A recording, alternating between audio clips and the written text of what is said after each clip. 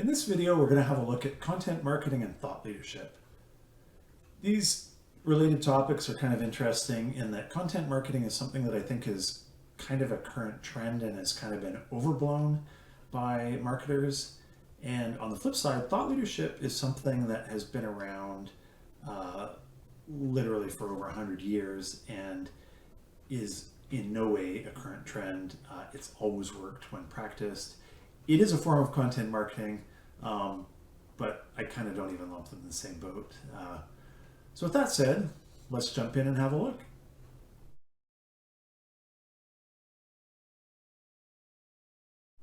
In jumping into this topic, you'll hear me being slightly negative. In jumping into this topic, you'll hear me being slightly negative about the current terminology around content marketing. And basically, it's because it's yet another one of these terms that a few years ago marketers decided, hey, here's a term for something everybody's been doing forever. Let's make it sound new and like we invented something. It is nothing new. It's basically just sharing, in service businesses, usually sharing information and education. In other industries, it might be sharing entertainment. For instance, if you're a specialty cable channel that's focused on comedy, sharing short content clips of comedy presentations would be a great example of content marketing. It can be all sorts of things, but that said, none of it's new. And again, it's specific to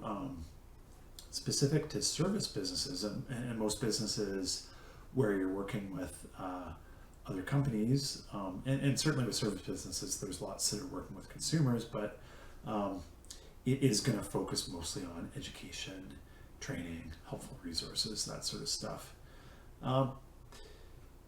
And basically the absolute best strategy, the absolute best, most powerful content strategy in our industries is if you want to set yourself up as a thought leader.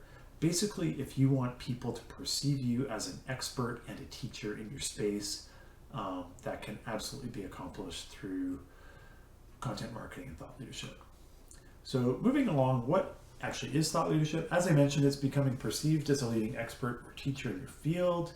It's usually based on educating your market, or sometimes within the industry, educating your industry. It's also the best foundation for SEO efforts, as well as being the best foundation for inbound marketing efforts. And I guess I gotta share, it is a big commitment, but there's also a big payoff. As is quoted in the book, They Ask, You Answer, which is a great book on thought leadership and content marketing.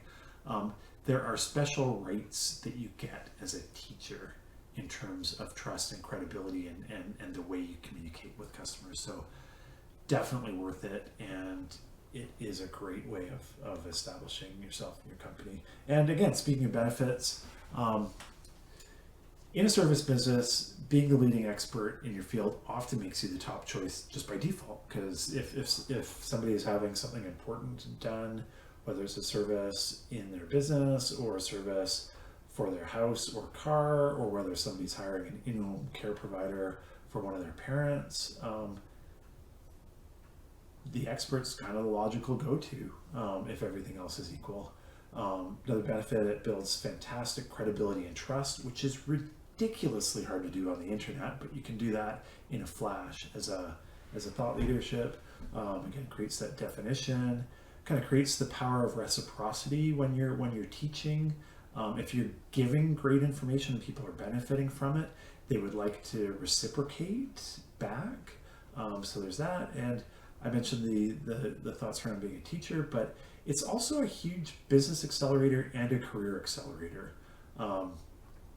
It is one of the biggest things in your career that you can do to differentiate yourself from your peers, make more money, help the businesses that you work in. So just a win-win all around.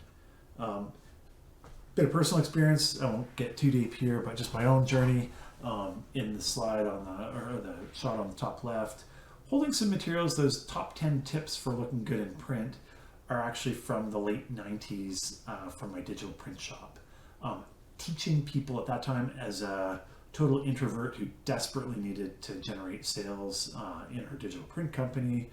Thought leadership was an awesome way. It's like, oh, so I can share information and then people come ask me about doing business with their company rather than going and coldly knocking on doors, which, let me tell you, I did that and it sucks. As an introvert, there's almost nothing I would rather do less. There's another sheet in there in that picture from a fantastic case study we did with one of our first big business-to-business clients in the agency. Long story short, created a case study that they were able to share at an industry conference that just went wild. They got literally hundreds of people signing up for it. They got leads, they got tons of business internationally from it, all by teaching people about the materials that are used in their process, but not focusing on themselves, focusing on those materials. Down below on the left, you can see the 31,000 visitors we've had through search. Half of them from a Google Analytics for Beginners post that I did for our agency a while ago. We don't even focus on that side of our business, but yet that's the power of the kind of visits that you can generate. Top right, when the stupid COVID hit, we moved our offline seminars to the web and started doing helpful DIY seminars that actually really helped us recover and turn around and actually grow dramatically. Long story short, by presenting people with education about a complex topic like that, virtually everybody appreciated it. A lot of folks took those lessons and used them in their own business, and a lot of folks were appreciative of understanding how it worked, but didn't want to do the work of doing it. So hence, we got a bunch of business. So that's, again, just some benefits. Also, I'm showing Digital Marketing Strategy Bootcamp. That's an example of a paid camp that I've done in several formats in the past, where I actually get well paid to deliver these, and we still get clients out of them, and it still elevates our thought leadership in the space, which is just wonderful, a real win-win on that front, and also just we deliver great information that people are able to use in their businesses. So yeah, we've seen how powerful it is and love it. And looking at becoming a thought leader, first thing you want to do is have a look at your industry and your market. Then you want to define an area where you can become known as a thought leader. And you can actually get quite narrow. I guarantee you can find an area that will be of value for you to be a thought leader in. It may not be the whole sort of broad topic of your service. It could be something quite a bit narrower, but you'll find something. It's easiest if there's not an established thought leader in your market for the area that you want to become a thought leader in. Obviously, if there's no competition, it's a whole lot easier to assume that position. You more or less just claim it and then do the work to show that you have that expertise. You want whatever area you pick, you want to have it to have significant value to your audience, and of course, you also want it to be something you can indeed master. These are important things, but honestly, not that complicated. Some potential elements and channels for your thought leadership. Basically, a recipe for it includes public speaking, teaching, blogging, podcasting, videos, and then posts, all of which might have elements of insight, some education. You can do case studies, you can do industry interviews, you can do topic curation, basically where you find the best content in that area and share it. In that example, it's actually, some of those have been the most popular posts that we've done. And that's because people that are not experts on your industry and topics are faced with thousands of posts out there. They don't know which the good ones are and which the crappy ones are. So if you curate and share selections of top things for them to read and study, that can be super helpful. Maybe you'll write a book, do PDF guide, tons of different things you can do there. Distribution channels. This is an example actually from my local newspaper recently, a local realtor that has mastered inbound marketing, and he's actually been doing this and thought leadership. He's been doing this for years and years, and attracts people through a newspaper ad. You can also reach people through professional organizations, both offline and online. You can do local events. You can do self-hosted events where you invite people.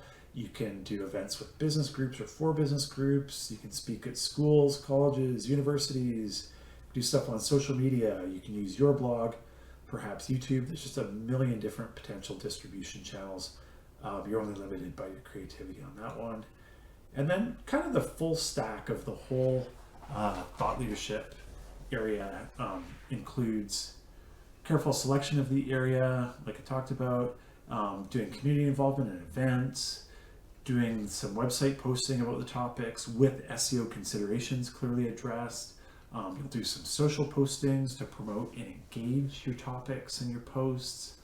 You'll also have an inbound marketing strategy and have a call to action, something that people sign up for and then become a warm lead or a part of your community. You'll probably have some email and some marketing automation going.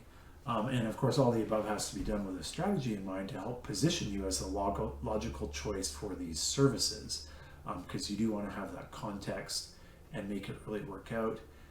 This sounds like a lot, and actually there is some work to kind of master all the different things, but it really isn't all that complex, and it is very accessible, and we'll dig further into this in the Academy. Thanks a lot.